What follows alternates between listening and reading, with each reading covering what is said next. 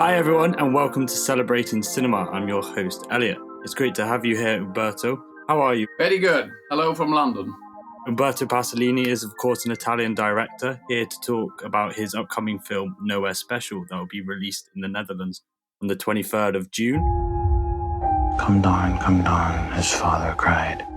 You'll be much safer by my side. They'd never seen a boy so brave. He gave his dad a little wave. Pitch. John, we realise you want the best for your son. He deserves a normal family. All the opportunities I never had as a child. And what does he know of your situation? One day, Michael, would you like to live in a different town, different home? I like home.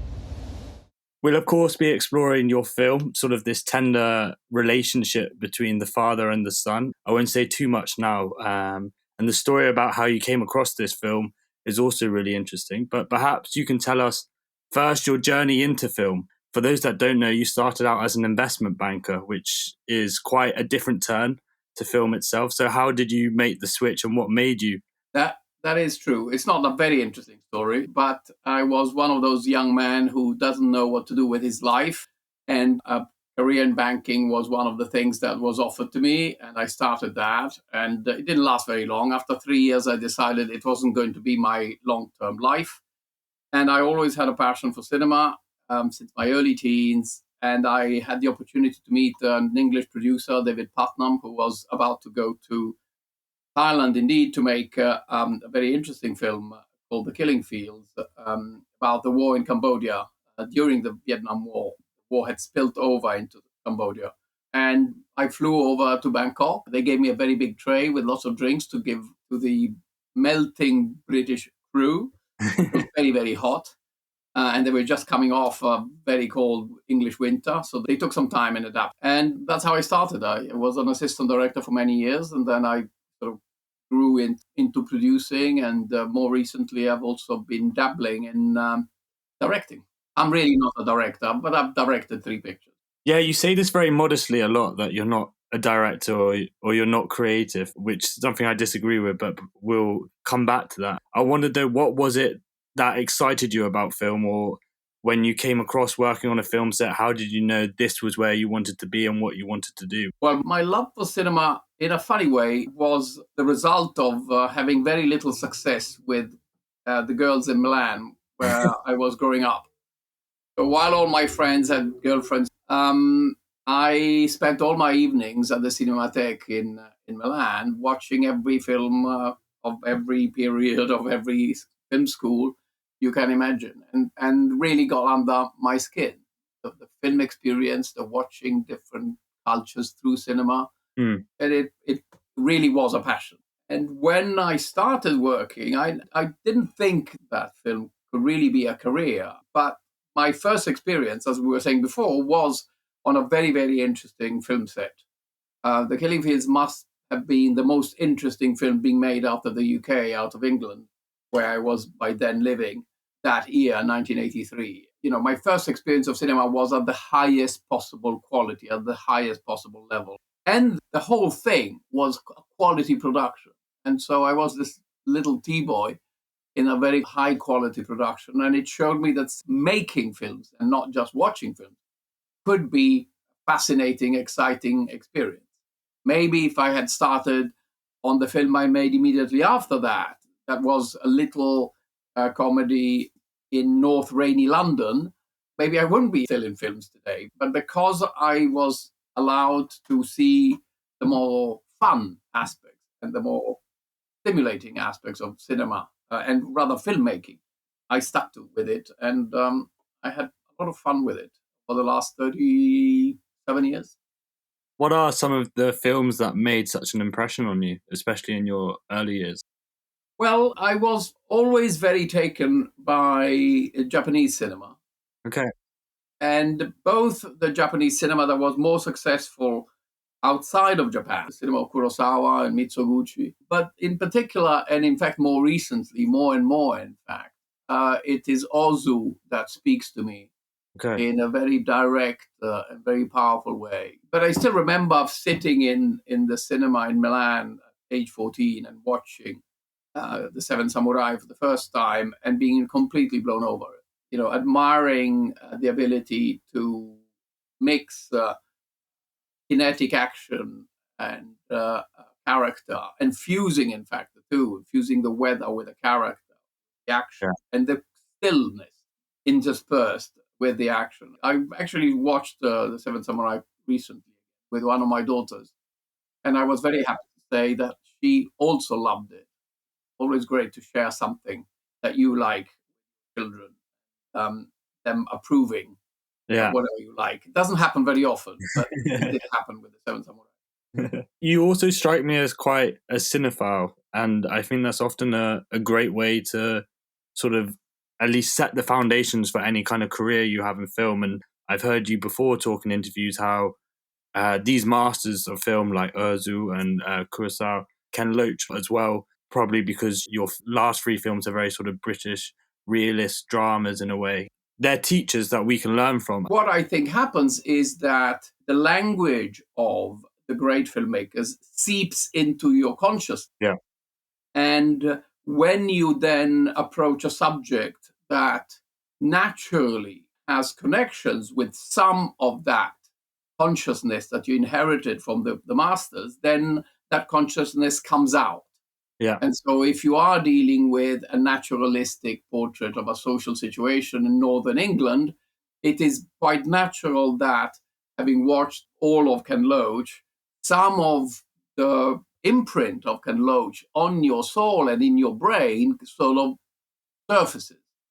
And the same with Ozu. In fact, in particular, in the last couple of films, for me, the reference, if anything, was more Ozu than Ken Loach, even if they were set in the UK or in Northern Ireland, in the case of Nowhere Special.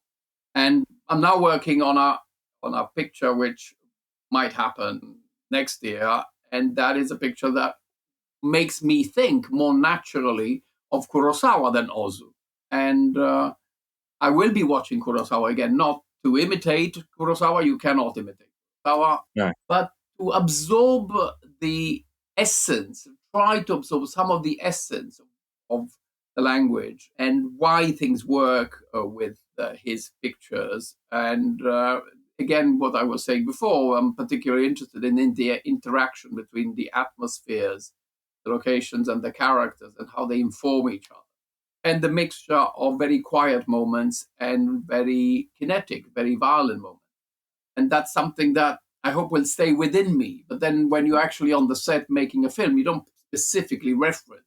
Unless, of course, and I do that sometimes, I put in a little shot that is my thank you or my homage to Ozu, for example. So in the last film, in Nowhere Special, there is a shot which specifically comes from an Ozu film. It's not a copy, it's an homage to an Ozu film. And the same happened in the film I did before, which was called Still Life, where I have an apple, a peeled apple that comes from Late Springs of Ozu. It's like saying thank you from, up there, wherever you are. And I love your work. And this is my little thank you. And maybe we could then now explore sort of where your ideas come from, because the three films that you've written and directed have been sort of newspaper stories or news stories that you've come across. And I wondered what sort of draws you to this aspect of finding a story within that, and how do you then turn it into a film? Because it's very easy to see a headline and think that would make a great film, but then you've obviously got to go through the whole process of fleshing out the story. It is the result of a very limited imagination and the fact that when you start with a true event of some kind, it gives you a springboard to go forward. And the way that I have gone forward on the only three films I wrote and directed up to now, is specifically that. I read a little story that gave me an idea or an interest in an aspect of life, of society, of culture. And that generated months and months and months of research on the subject, on the environment, on the story itself, if the story had enough potential in it. as opposed to the situation. One can be just a world, or the other one is a specific story. In the case of the last film, Nowhere Special, there was a specific story, and so I researched the background to the situation of the story for 6 months, and then I started writing. So the process is, first of all, something makes me curious, usually about lives and worlds very, very different from my very privileged ones.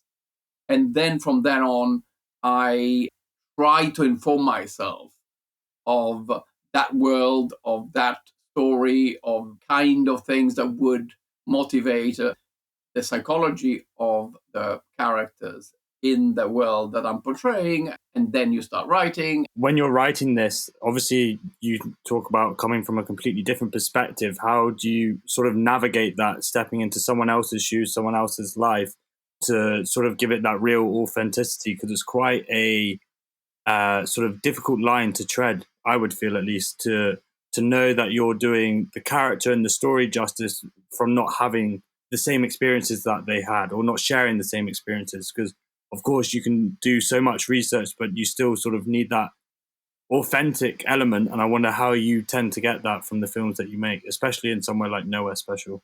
Well, the authenticity is always a big question. Have you been authentic? And to what have you been authentic? I mean, in the case of Nowhere Special, I read a newspaper article about this young father and his relationship with his 4-year-old boy, and their search for a new family for the boy. And I couldn't talk to the father or the child. And so what I did is I did research into the adoption process in the UK, the laws. I talked to hundreds of people that are involved in adopting, trying to adopt, or in helping to adopt, in having adopted. I talked to people who help children going through difficult psychological circumstances. And then, of course, I am a father. And so all these bits of information then get filtered through what makes sense to me as a father, even if my social or economic circumstances are very different from the characters in the film. So I think if there is authenticity, it's the authenticity of the filter, of the voice of the filmmaker, who interprets other people's stories and filters them through his own soul or her own soul and makes them authentic that way.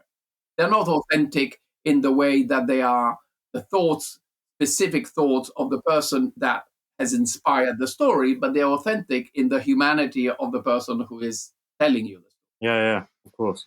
And just to give our listeners sort of some background about the film Nowhere Special, it is about a father and a son.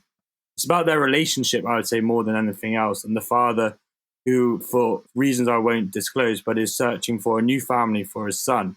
But it's very focused, like I said, on the relationship, how you sort of manage that with the relationship, obviously, as well, with the actor Daniel, who I believe he was 4 years old. How was it directing him as well and guiding him through that? Because the relationship that they had also felt very sort of real in a way, which is, again, very hard to do. Yes, we were very, very fortunate. I started the research knowing that the two central characters were a father and a son. And what I think the film ended up being is really a love story, an exclusive relationship, a love story between a father and his young boy, because those were the characters, 35 and 4-year-old characters in the original newspaper article. But of course, you write a script and you give dialogue to your characters in the script, your people in the script. I hate the idea that they're characters, real people. And the writer just writes what he or she imagines wants to happen on the screen. But then, of course, that script then gets passed to the director, who in this case is the same person. And the director looks at the script and says, yes, but how am I going to get a 4-year-old to perform like a professional actor? At some point, somebody told me that there's no point in you trying to make this film because you can't physically make the film because you can't have a 4-year-old act. It doesn't work. It doesn't happen. He will do something completely different from what you are hoping. And I was quite fortunate. I met a wonderful Spanish director called Carla Simon in Berlin a few years ago. And she had made a wonderful film called September I think it's called September 93 or something like that. And there the main character was an 8-year-old girl who was going also through quite a traumatic experience. And I talked to her and asked her, how did she get to work with an 8-year-old? How was that performance so perfect, so truthful, so real and affected? And she said, well, look, it's very difficult to work with children. And she suggested that I look at a French film by Jacques Doyon, called Ponette, where the central character, in fact, was a 4-year-old girl. And there was a making of. I found a making of Ponette directed by a Canadian director who was present during the shoot. And as Carla Simone had suggested, what you do and what they did with Ponette and what she did on her film is basically have somebody next door to the camera giving instructions throughout to the young actor or actress, in the case of Ponette. And then hopefully the child will say the right words or words similar to the ones that you would like them. And then you take those 10 seconds and you clean the sound from the voice of the director or the script person or even the parent of the child who was giving instructions to the child. And then you put it all together in the editing. You create, with the other shots, and you create the scene, you create the relationship. And I thought that's what we would have to do. And I talked to Marius Panduro, my director of photography, our director of photography, and we said, well, let's shoot everything on the shoulder, handheld, so we can catch young Daniel, whatever he does, wherever he goes, and then hopefully he will do something that is similar enough to our story that we will then maybe shoot something different than we expect on the parents or on the grown-ups and create a different story, but similar in tone. But for some extraordinary reason, the gods of cinema, maybe Ozu, decided to send us a message from up there. Daniel became a complete professional. And he had, from the very beginning, a very clear distinction between himself, meaning Daniel the boy, and Michael, the character or the person in the film. Very clear. There were two different people. My name is Daniel, he would say, and I am playing a boy called Michael. And he's a boy full of energy, full of charm, full of spirit, completely different, in fact, from the child I had written in the script.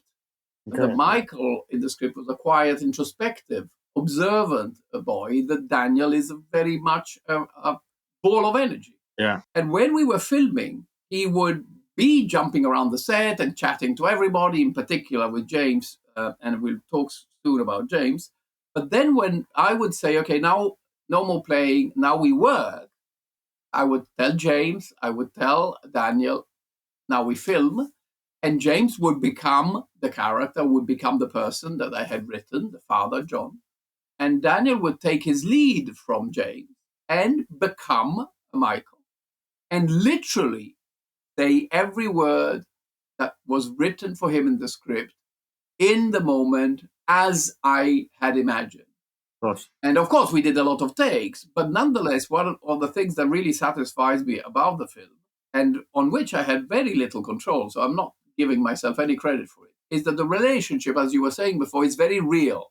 Yeah. So the friendship between James and Daniel was very real.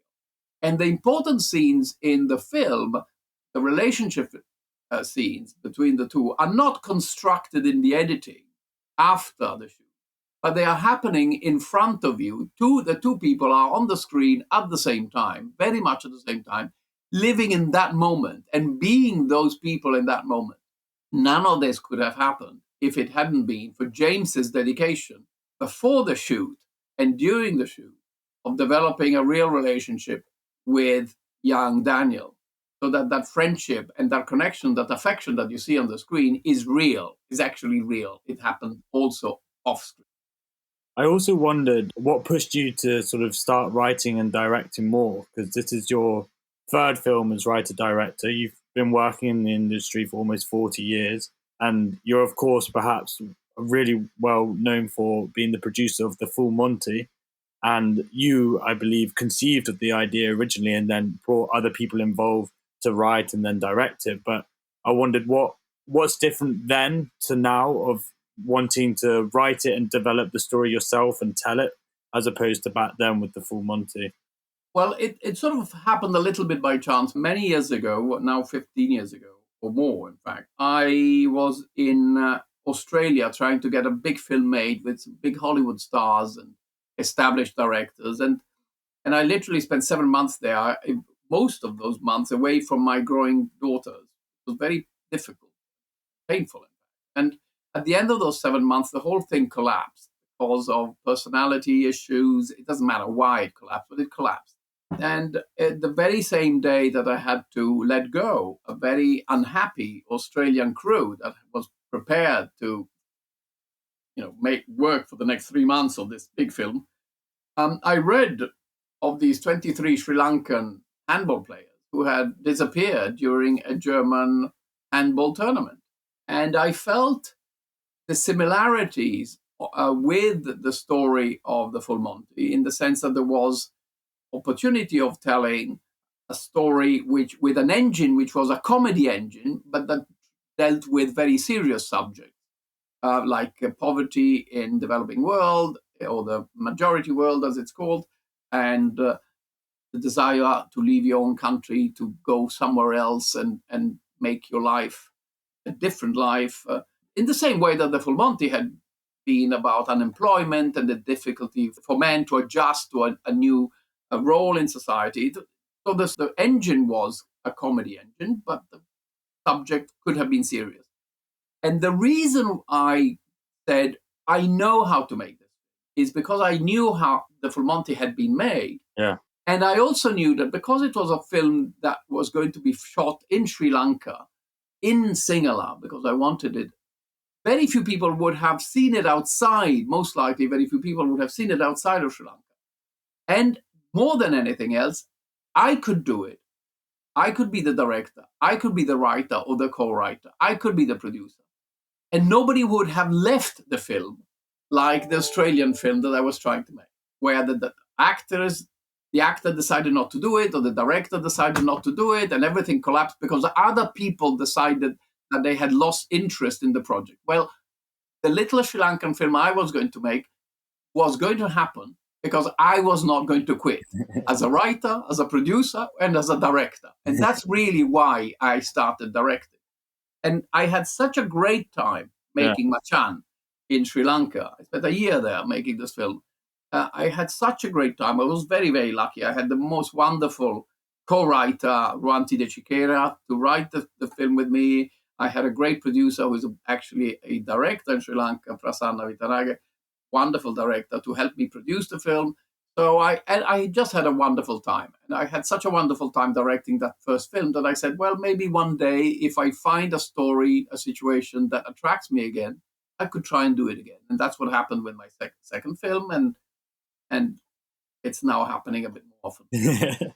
You've got the itch and you can't stop. I got the itch. It is really fun. I mean, if you spend 20 years producing and then all of a sudden you direct something different. I can imagine. It's a very different job, but can be very satisfying. Perhaps then my final question to you, and I don't know if it's too big to ask, would be, how has your relationship to film and cinema developed and changed over the years, especially as you take on a more directing role?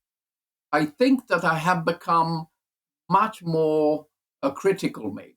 And a film to satisfy me has to give me a lot more than maybe in those 50 years ago when I was discovering the language of cinema and the history of cinema for the first time.